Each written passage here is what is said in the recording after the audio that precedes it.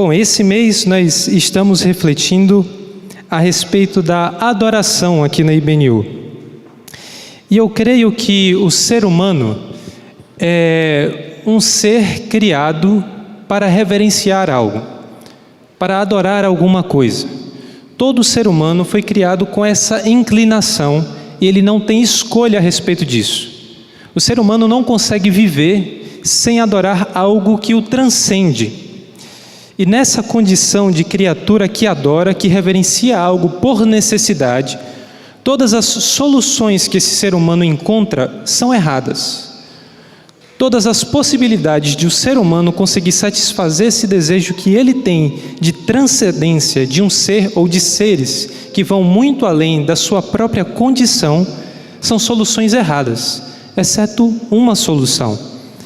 E a história bíblica mostra isso de forma muito clara. A solução que Adão e Eva encontraram, depois a solução que todas as nações, inclusive Israel, encontrou em vários momentos da sua história, precisou ser corrigida pelo Senhor. Por isso que é tão significativo aquilo que a gente encontra na Bíblia como o Shema. Ouve, ó Israel, existe apenas um Senhor, um único Deus. E em todos os momentos, Deus está relembrando isso para a sua criatura. Existe apenas um único Deus e um único Senhor. E essa expressão de adoração que o ser humano tem, seja com as falsas divindades, com os falsos deuses, ou até mesmo com o Deus único, toma várias formas e muitas expressões diferentes. A nossa experiência de relacionamento com Deus tem expressões muito diversas de adoração. Ninguém adora só de um jeito. Aquilo que a gente acabou de fazer aqui, de cantar, é uma forma muito óbvia do que pode ser adoração. A música pode ser uma forma de adoração. O cuidado com o necessitado pode ser uma forma de adoração. Os jovens da IBNU estiveram ontem num projeto em que puderam ver uma realidade de grande necessidade, e nesse cuidado, nessa doação, você pode adorar a Deus. Na verdade, a Bíblia fala que tudo aquilo que você faz deve glorificar a Deus. E se isso glorifica a Deus, isso é uma forma de adoração. Quer comais, quer bebais, ou façais qualquer outra coisa, vocês devem glorificar. Em outras palavras, vocês devem fazer todas as coisas como uma expressão de adoração. E uma das formas que eu acho mais importantes, mais apelativas para o meu coração e que mais me aproximam daquilo que é a beleza e a glória de Deus, é uma forma de adoração que eu acho que tem sido preterida em nossa época. Existe uma forma de adoração que eu acho que não tem recebido a mesma atenção que ela recebeu em outros períodos, ou a mesma atenção que ela deveria receber, que é adorar pela contemplação. Você já se sentiu adorando a Deus, simplesmente contemplando algo que é muito bonito? Simplesmente reconhecendo a beleza de uma obra que instiga em você um reconhecimento de que existe algo muito maior, muito superior e muito amoroso além de você mesmo? Essa forma de adoração pela contemplação, por procurar compreender tudo que você pode de uma obra, por procurar compreender qual é a mensagem que se deseja transmitir com aquela obra, por procurar compreender todos os detalhes de algo que foi muito bem feito, é uma maneira de adorar a Deus que nós encontramos de forma muito viva e de forma muito expressiva nos Salmos. Os salmistas, ou o salmista, procura adorar a Deus simplesmente reconhecendo aquilo que é a beleza e a força da sua criação. Nessa manhã, nós vamos estar lendo o Salmo 19. Se você quiser acompanhar na tela, ou abrir a sua Bíblia, nós vamos ler o Salmo 19. Essa forma de perceber a criação divina como uma coisa que foi muito arquitetada, planejada e desejada por Deus, é uma maneira que nós temos de reconhecer aquilo que é o atributo do Deus Criador na harmonia da sua criação. E um dos salmos que mais expressamente coloca isso para a gente é o Salmo 19. Ele diz assim: os céus declaram a glória de Deus, o firmamento proclama a obra das suas mãos. Um dia fala disso a outro dia, uma noite o revela a outra noite. Sem discurso, nem palavras, não se ouve a sua voz, mas a sua voz ressoa por toda a terra, e as suas palavras até os confins do mundo. Nos céus ele armou uma tenda para o sol, que é como um noivo que sai do seu aposento e se lança em sua carreira com a alegria de um herói. Sai de uma extremidade dos céus e faz o seu trajeto até a outra. Nada escapa o seu calor.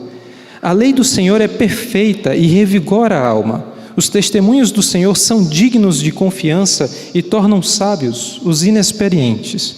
Os preceitos do Senhor são justos e dão alegria ao coração. Os mandamentos do Senhor são límpidos e trazem luz aos olhos. O temor do Senhor é puro e dura para sempre. As ordenanças do Senhor são verdadeiras, são todas elas justas. São mais desejáveis do que o ouro, do que muito ouro puro. São mais doces do que o mel, do que as gotas do favo. Por elas, o teu servo é advertido. Há grande recompensa em obedecer-lhes. Quem pode discernir os próprios erros? Absolve-me dos que desconheço. Também guarda o teu servo dos pecados intencionais, que eles não me dominem. Então serei íntegro, inocente de grande transgressão. Que as palavras da minha boca e a meditação do meu coração sejam agradáveis a ti, Senhor, minha rocha e meu resgatador. Existem muitas formas de você ver a criação divina. Existem muitas formas de você ver a natureza que Deus nos concedeu. Você pode olhar para a natureza como sendo o meio de sobrevivência que você tem. Você pode olhar para a natureza como algo transitório que Deus criou, mas que nós estamos aqui só de passagem. E no momento em que Jesus voltar como o nosso juiz, Ele irá exterminar toda a materialidade, tudo o que há de concreto, e nos tornará em seres completamente espirituais. Nós vamos viver de forma imaterial, nós não vamos ter contato mais com essa natureza palpável, com essa natureza que dá para a gente tocar. Essa não é uma visão muito bíblica, mas você pode ter essa visão sobre a natureza. Você pode enxergar a natureza como essa fonte imprevisível ao qual nós estamos submetidos. Ninguém sabe quando é que vai chover de novo em São Paulo, como choveu na última segunda-feira. Ninguém sabe como é que o aquecimento global vai afetar a dinâmica das nações nos próximos anos. Ninguém sabe como estarão os recursos naturais daqui a 100 anos. Você pode enxergar a natureza como essa força grandiosa e imprevisível, ao qual estamos todos submetidos, mas ao qual a gente é de certa forma impotente. Existem várias outras formas de você enxergar a natureza, mas uma delas apela muito ao meu coração, que é enxergar a natureza como poesia. Você pode enxergar a criação divina como uma poesia. Me parece que é esse sentimento expresso pelo salmista aqui no Salmo 19. Ele olha para a criação e enxerga em todas essas coisas uma poesia que se renova todos os dias. Uma poesia que foi composta por Deus, que não contém palavras, não contém um discurso, mas ainda assim a sua voz se faz ouvir em todos os cantos da criação. E essa poesia se renova diariamente. E o Salmo 19 parece ser uma metapoesia. E o que seria uma metapoesia? É uma poesia sobre a poesia. O salmista enxerga a criação como uma poesia em si. E o que ele faz com isso? Uma poesia para expressar o seu sentimento diante da criação divina. C.S. Lewis é um dos autores que eu devo muito da minha compreensão do Salmo 19, e falando sobre esse Salmo, ele diz que é o maior de todos os Salmos e possivelmente uma das maiores letras que já foi composta. Lembre-se que C.S. Lewis é um dos maiores críticos literários do século XX, e ele era dotado de uma grande capacidade justamente de perceber a métrica, a rima, a poesia, os recursos literários que uma obra tem, e ao se deparar com o Salmo 19 ele diz: estamos diante de uma das maiores obras já compostas por um ser humano. E quando a gente olha para as características desse salmo, a gente vê que aquilo que consegue nos dar uma compreensão clara, desde o versículo 1 até o versículo 14, é essa percepção do salmista de que existe uma grande ordem em tudo que Deus cria. Ressoando e ecoando aquilo que existe em Gênesis 1 e 2, na criação divina, no movimento de caos para a ordem, o salmista percebe que tudo aquilo que Deus faz é bom, é ordenado, e em última instância, tudo aquilo que é belo, tudo aquilo que suscita o nosso senso de beleza e de contemplação vem dessa ordem divina. A mente divina parece se expressar na ordem que nós encontramos na criação. Então, o tema principal que vai permitir a gente compreender todo o Salmo 19 é justamente a ordem divina em tudo aquilo que Ele cria. Deus se faz perceber, inclusive, pela beleza. Muitas vezes a gente olha para a adoração como uma coisa altamente espiritual, altamente imaterial, sem forma. Mas aquilo que a gente vê nos elementos bíblicos são expressões muito concretas de adoração. As figuras que o poeta usa para expressar o seu sentimento e a sua percepção de Deus são figuras concretas. E aquilo que ele está dizendo aqui é: aquilo que é belo, em última instância, sempre vem do Senhor. Toda a forma de beleza que é boa realmente, vem do Senhor. Toda a forma de beleza e tudo aquilo que é bom dentro da criação deve ser reconhecido, deve ser admirado e deve ser visto como uma forma de adoração a Deus. E eu acho que as nossas percepções da natureza às vezes nos enganam nessa forma de reconhecer a criação de Deus.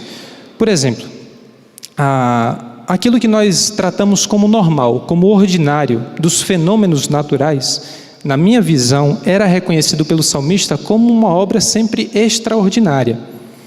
Para dar um pouco de dimensão daquilo que acontece todos os dias no nosso universo. O Sol é a nossa estrela-mãe, é a nossa estrela que está aqui do lado do planeta Terra. É do Sol que a gente tem toda a energia necessária para sustentar as formas de vida que habitam a Terra. E o Sol, todos os dias, queima 4 bilhões de quilogramas de combustível, basicamente hidrogênio, para emitir a radiação que ele emite. Você já tomou proporção do que é isso? 4 bilhões de quilogramas de combustível hidrogênio para emitir o calor que faz você sobreviver. Sem luz, sem calor, não há vida na Terra. E isso é uma expressão dentro de bilhões de formas pelas quais Deus anuncia o seu poder dentro do universo. A forma de percepção a respeito desse mundo natural que o salmista tinha é muito diferente de alguém que cresceu no século 20 e 21, sendo influenciado por vários movimentos filosóficos e religiosos ao longo da história. Depois do iluminismo, antes disso, depois de Epicuro, as maneiras pelas quais a gente explicou a intervenção do divino naquilo que é natural foi profundamente transformada em relação àquilo que a gente vê na mentalidade do salmista. Muito daquilo que a gente acredita não tem nenhuma fundamentação na Bíblia. Em geral, a gente acredita que existe um mundo natural que costuma funcionar por si mesmo, que tem a sua própria ordem, o seu próprio fluxo, e ocasionalmente, quando Deus quer fazer algo extraordinário, Ele interfere com um milagre na sua criação. Mas, no mais, as coisas funcionam por si só. Não existe nenhum fundamento na Bíblia para acreditar que o universo, que as coisas naturais, elas simplesmente funcionam por si só. Porque há leis não quer dizer que elas criaram a si mesmas. Porque há leis não quer dizer que o universo é uma construção autônoma em última instância. Aquilo que é o pensamento do salmista é Deus que faz renovar o movimento do sol de leste a oeste todos os dias. É Deus que faz renovar aquilo que um dia comunica ao outro como sendo o que nós chamamos hoje de um fenômeno natural. E quando você para pensar um pouco mais parecido com o salmista, você se abre para a possibilidade de explicar tudo aquilo que é ordinário, normal, natural, como milagroso. Na minha visão, todos os fenômenos naturais são miraculosos, porque todos os fenômenos naturais dependem do sobrenatural. Tudo aquilo que acontece na sua vida e que você poderia reconhecer como tendo uma causa natural, em última instância, é uma intervenção sempre sobrenatural para criar e sustentar aquilo que nós chamamos de natural. Eu acredito que todo o pensamento humano é um milagre. Se você explicar tudo aquilo que você pensa simplesmente por causas naturais, simplesmente pelo movimento aleatório dos átomos, e C.S. Lewis explica isso muito bem, você vai acreditar, você vai chegar à conclusão que não existe nenhuma razão para crer que o seu pensamento é uma forma de percepção objetiva e real.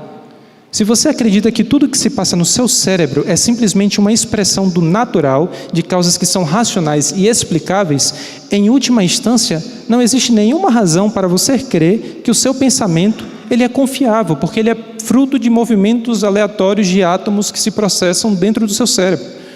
Mas se você acredita que o seu pensamento é também uma expressão do sobrenatural, que está dialogando a todo momento e sustentando em todos os instantes aquilo que nós chamamos de natural, você perceberá que Deus está permitindo que você desfrute da realidade como ela de fato é. Então, na minha visão, aquilo que nós chamamos de natural e ordinário é sempre um milagre sustentado por Deus. E essa ordem generalizada que o salmista encontra na criação, do versículo 1 até o versículo 6, é claramente uma poesia universal que pode ser percebida por todos, e é uma poesia que demonstra a ordem do Criador. E o salmista, quando se depara com uma poesia e uma beleza tão apelativa como essa, ele se vê numa condição única, que é, diante de tanta criatividade, diante de algo tão perfeito, de algo tão bem feito, a única coisa que eu posso fazer é refletir na minha vida, no meu cotidiano, em todas as atividades que eu faço, essa mesma harmonia. A única coisa que eu posso fazer diante de algo tão bem feito por Deus e que Ele fez para que nós tivéssemos prazer nessas coisas, é que eu também faça todas as minhas atividades mais comuns, todas as minhas atividades mais simples e, de certa forma, ordinárias, da mesma maneira que Deus se deu ao trabalho de fazer o cosmos. Ele procura refletir em toda a sua vida a mesma harmonia que Ele vê na criação. E isso se faz perceber na estrutura do Salmo 19. A gente tem um primeiro bloco com 6 versículos que fala a respeito da criação de Deus. Então, o primeiro bloco vai do versículo 1 até o versículo 6.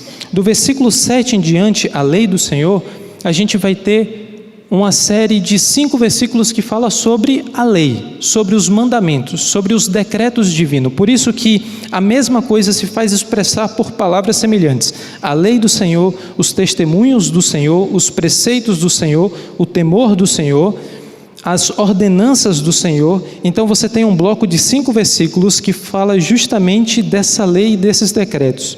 E nos 3 versículos finais, do 12 até o 14, a gente percebe uma oração pessoal do salmista.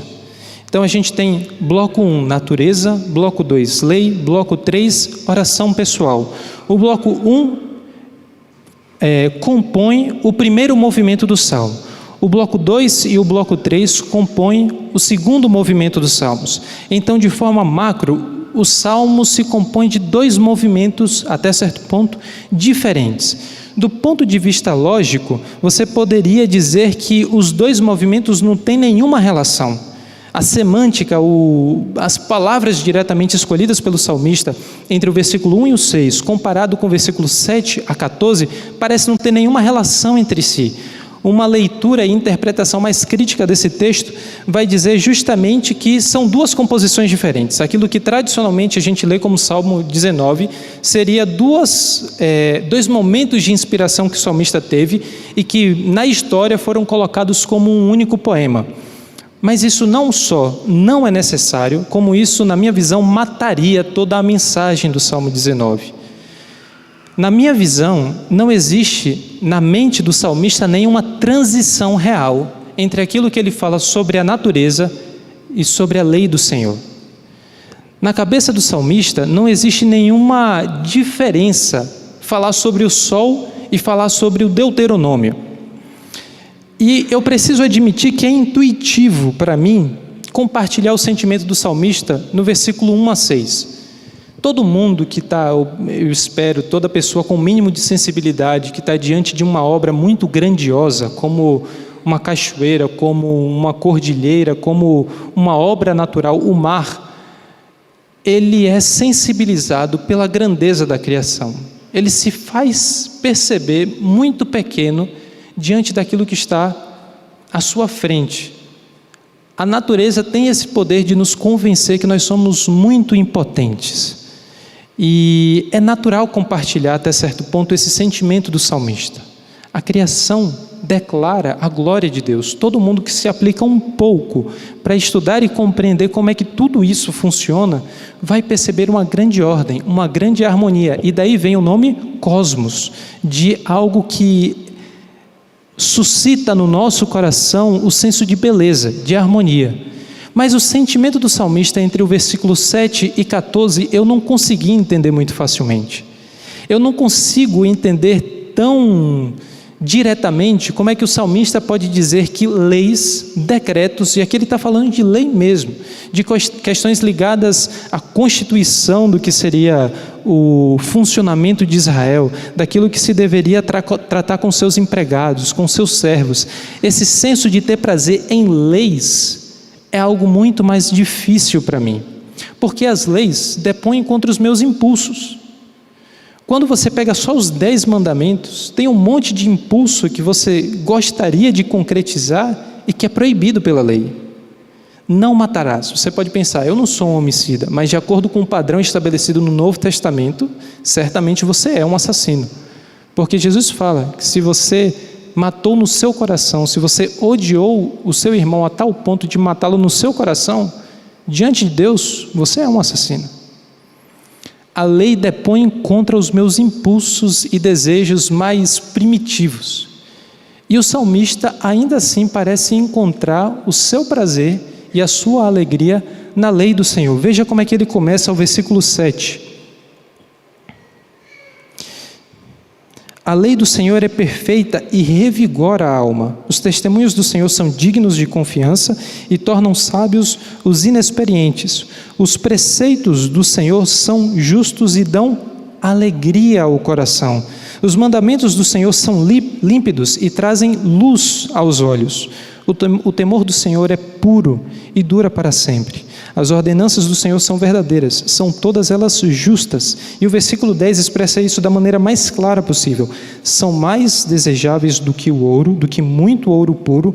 E a última imagem para mim é muito especial. São mais doces do que o mel, do que as gotas do favo. A única maneira que eu posso compreender o sentimento do salmista é quando eu paro para refletir que para ele a lei compartilha da mesma categoria que o sol, a lua e as estrelas. A lei é tão perfeitamente criada por Deus como é feito o sol, a lua e as estrelas. A lei é tão perfeitamente composta em atenção, em doação e revelação do próprio Deus naquilo que Ele entrega para a humanidade, assim como Ele colocou a sua marca em toda a criação. Para o salmista, a lei é tão verdadeira e tão apelativa como é a criação bela, grandiosa e harmoniosa que Deus fez. Sol e lei compartilham das mesmas categorias de criação. Sol e lei falam ao salmista com a mesma força de argumento, com o mesmo senso de beleza. ele não vê a lei simplesmente como um conjunto de regras que precisam ser cumpridas, ele vê Deus na lei. Ele vê o Deus poderoso e criador que se deu ao trabalho de entregar ao povo pequeno e até certo ponto numeroso, em termos numerosos insignificante, aquilo que é a sua vontade, aquilo que é o seu desejo. O salmista não tinha a mesma dimensão que nós temos do tamanho do universo, mas ele já tinha uma percepção clara o suficiente para perceber que quem criou todas essas coisas é muito superior a mim, e ele se deu ao trabalho de fazer uma lei que é perfeita, que é bem feita e que é boa e revela o seu desejo e a sua vontade para a sua criação. Então o salmista não vê transição nenhuma entre o primeiro movimento do Salmo 19 e o segundo. Para ele está discorrendo sobre a criação de Deus, seja nas questões materiais, seja na sua lei. O salmista tem prazer naquilo que Deus fez. E se Deus, no fim da criação, diz que a sua criação é boa, então a sua lei também o será. E se a lei é criação divina, eu, enquanto um servo dele, enquanto um necessitado desse Deus, preciso admitir, a sua lei é mais agradável do que o mel, é mais doce do que as gotas do favo. E ele percebe que a lei não é uma mera arbitrariedade. Alguns teólogos, em tempos passados, chegaram a supor que amar é bom porque Deus disse que amar é bom. Mas se Deus dissesse que amar é ruim, amar seria ruim. Os 10 mandamentos foi uma questão meramente arbitrária de Deus. Ele escolheu fazer com que o primeiro mandamento fosse: amarás ao Senhor teu Deus acima de todas as coisas, de toda a tua alma, de todo entendimento, de toda a tua força, e ao próximo como a si mesmo. Mas ele poderia ter feito: odiarás o Senhor teu Deus. Ele poderia ter feito: odiarás o teu próximo. Ele poderia dizer que deves matar. Mas a percepção do salmista não parece ser essa. Deus não fez com que amar fosse bom porque ele disse que amar é bom. Deus disse que amar é bom porque amar é intrinsecamente bom. Deus disse que não devemos matar porque matar é intrinsecamente mal, matar sem motivo nenhum. Deus disse que não adulterar é algo que não se deve fazer porque o adultério é intrinsecamente algo ruim. Ou seja, Deus não está jogando cara e coroa no momento em que Ele dá os seus decretos e a sua lei. O que Deus está fazendo é revelar a sua própria natureza na sua lei. Por isso que o salmista reconhece que todos os seus testemunhos são justos e retos eternamente. Os testemunhos de Deus são justos e retos porque o Deus da lei é justiça e retidão.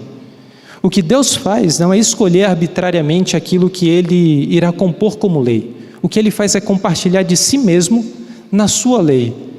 E quando a gente compartilha desse sentimento do salmista de que a lei é verdadeira, é justa e é boa, porque é a própria natureza de Deus que se faz conhecer por meio da sua lei, então, além de ser verdadeira, justa e boa, ela se torna desejável. No momento em que eu posso experimentar esse Deus poderoso e criador, contemplar toda a sua criação e a sua lei, então eu percebo que a lei se torna algo tão desejável quanto ter a experiência de cair no mar depois de um dia muito quente, como ter a experiência de contemplar a obra da natureza em toda a sua perfeição. Experimentar o Senhor na lei do Senhor é tão agradável quanto qualquer sensação de beleza e alívio que a gente tem diante da beleza que se encontra diante dos nossos olhos. A lei do Senhor é agradável e nela se deve meditar de dia e de noite. A palavra central para a gente compreender a relação entre esses dois blocos é o versículo 7.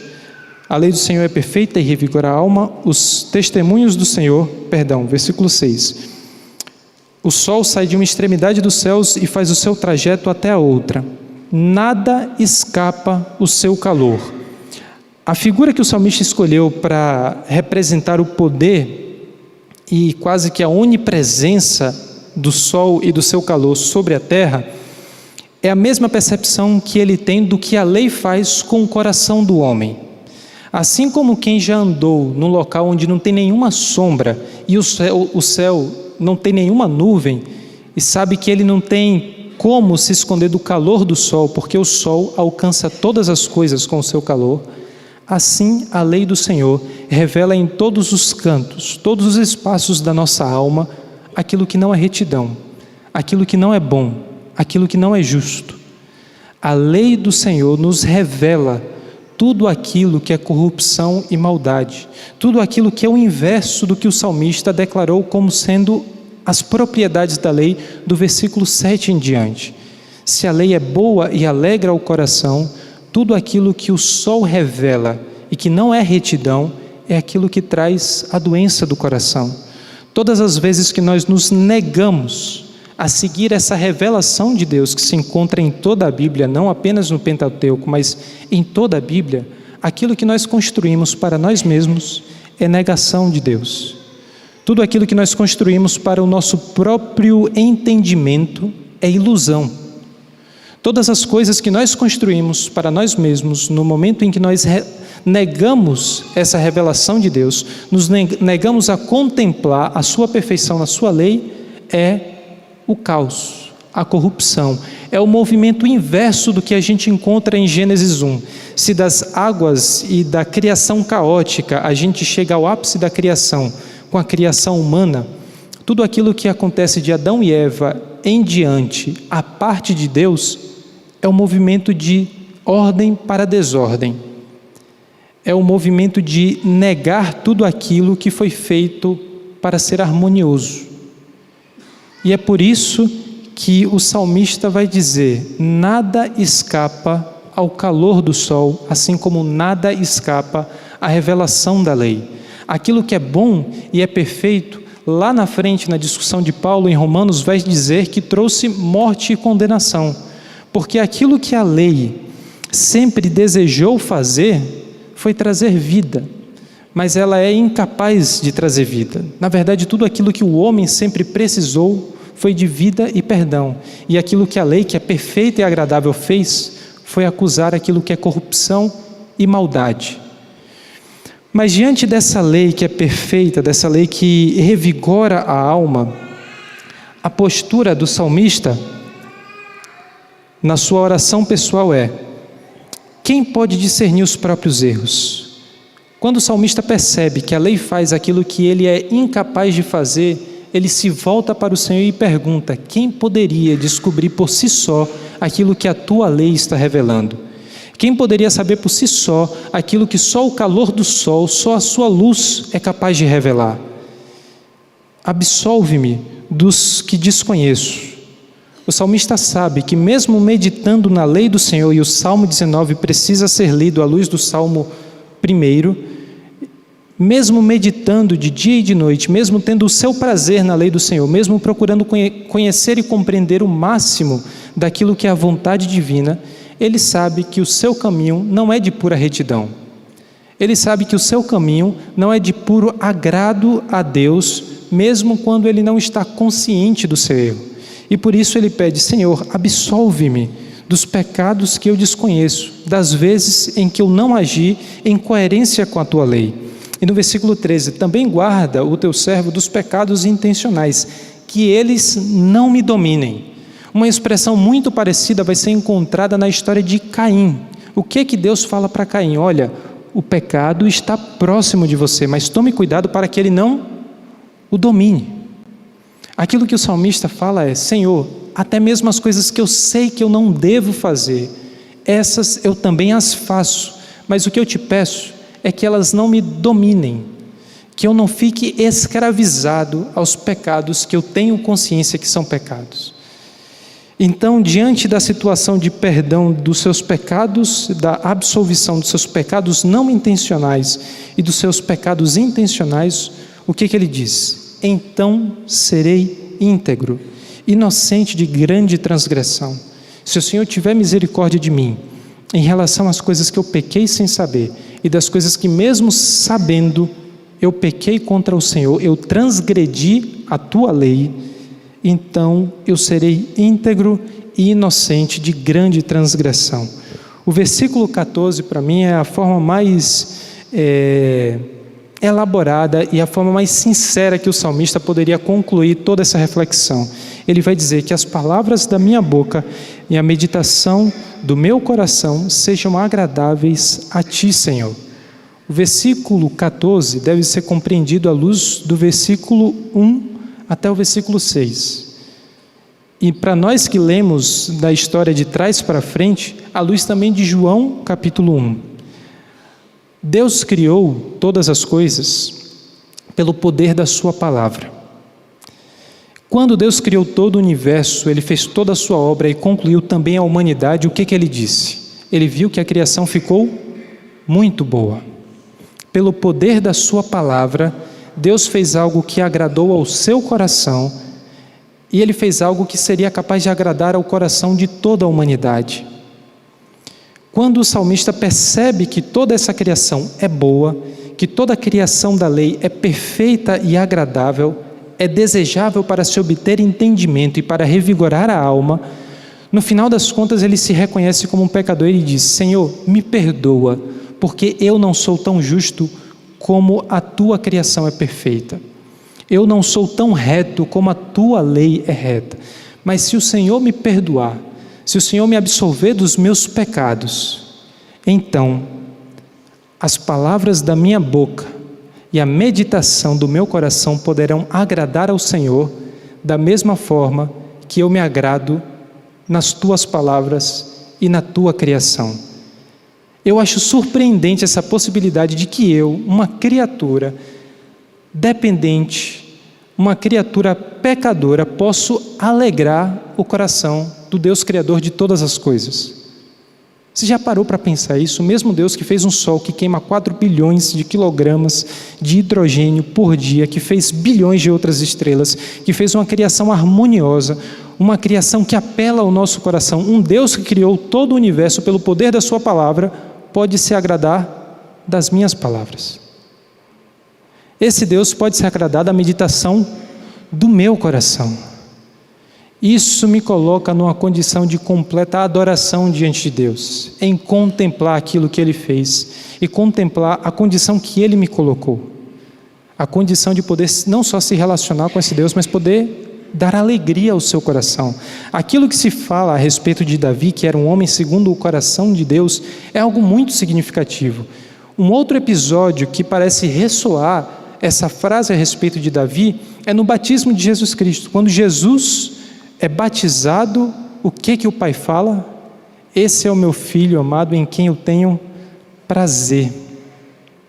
E essas são as palavras do salmista: que o Senhor encontre prazer na meditação do meu coração e nas palavras da minha boca, que sendo inspirado por essa criação maravilhosa que o Senhor colocou diante de nós, eu também possa agradar o Senhor pela minha contemplação da Tua criação, pela minha contemplação da Tua obra de composição da lei e de resgate do homem, porque aquilo que a lei fora incapaz de fazer, Jesus Cristo cumpre de maneira última e suficiente para toda a humanidade, para todo aquele que crê.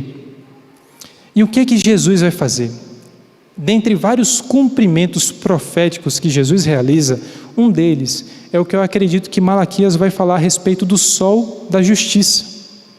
O Logos, que está expresso em João 1, a palavra que criou todas as coisas, nada do que foi feito teria sido feito sem Ele. Essa palavra é também o sol de toda a justiça. Esse sol, em seu ministério, revelou toda a maldade humana. Esse sol, em seu ministério, revelou aquilo que poderia se notar de mais corrupto, de mais detestável dentro do coração humano. Mas, muito mais do que a lei foi capaz de fazer, esse sol também tornou o injusto injusto.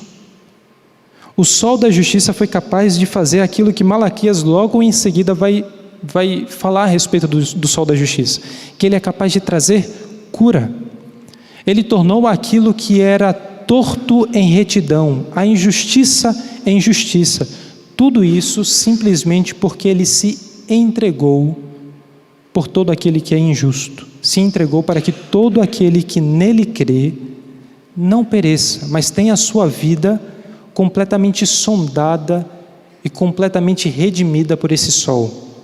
Aquilo que a lei, que é perfeita e boa, for incapaz de fazer, se cumpre plenamente em Jesus Cristo. Ele, que é o sol da justiça, não apenas revela o mal, mas nos dá a razão de nossa esperança, que é extinguir toda forma de maldade e corrupção da criação divina. Eu acredito, meus irmãos, que o plano principal e a história que se deve contar a respeito da Bíblia não é para uma salvação imaterial dos corpos, não é simplesmente a extinção de uma natureza ao qual estamos submetidos. A história que se conta é de uma criação perfeita, que foi feita de tal forma que Deus exclamou: isso é muito bom, e que será completamente redimida no fim dos tempos. E com Cristo Jesus nós iremos reinar sobre essa criação. Com Cristo Jesus nós podemos adorar assim como os anjos fazem, contemplando a santidade e a glória de Deus em todas as expressões de adoração que a gente pode ter. Então, o que eu gostaria de propor para você nesse momento, para que você refletisse de maneira especial essa semana, é: adore a Deus contemplando a sua criação. Adore a Deus contemplando a sua palavra.